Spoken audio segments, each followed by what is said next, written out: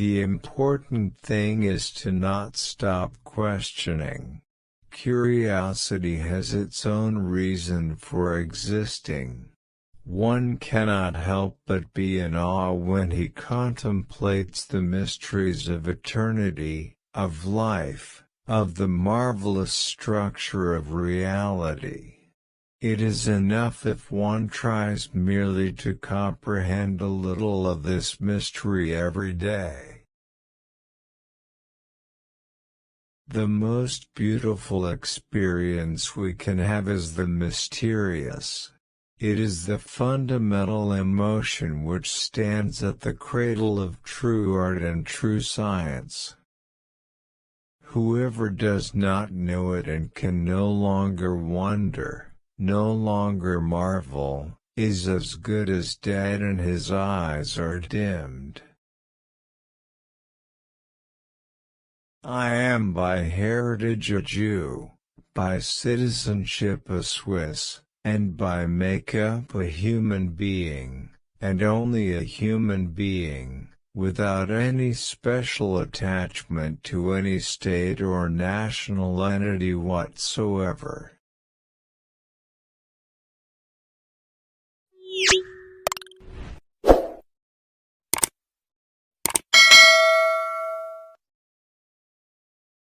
Concern for man and his fate must always form the chief interest of all technical endeavors. Never forget this in the midst of your diagrams and equations. 100 times every day I remind myself that my inner and outer life are based on the labors of other men, living and dead, and that I must exert myself in order to give in the same measure as I have received and am still receiving.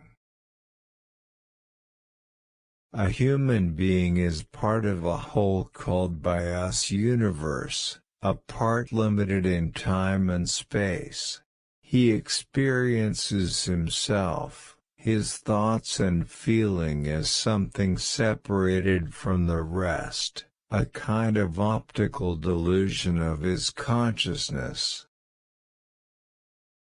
This delusion is a kind of prison for us, restricting us to our personal desires and to affection for a few persons nearest to us. Our task must be to free ourselves from this prison by widening our circle of compassion to embrace all living creatures and the whole of nature in its beauty.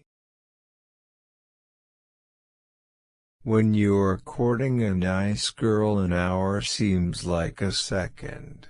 When you sit on a red-hot cinder, a second seems like an hour. That's relativity.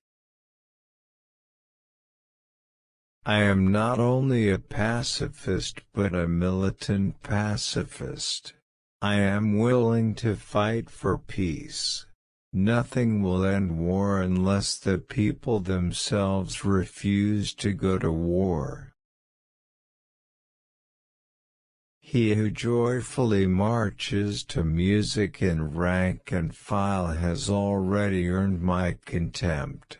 He has been given a large brain by mistake, since for him the spinal cord would suffice. The stakes are immense, the task colossal, the time is short.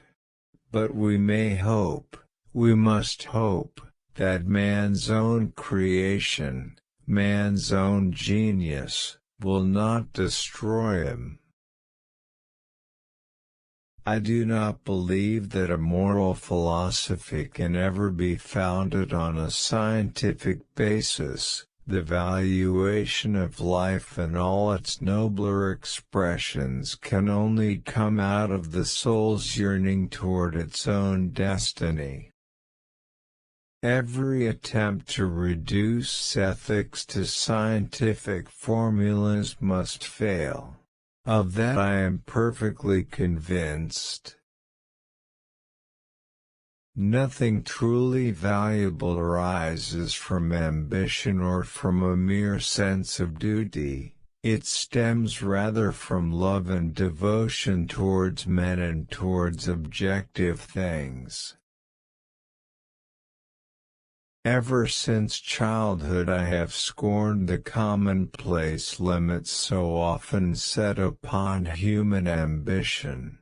Possessions, outward success, publicity, luxury, to me these have always been contemptible.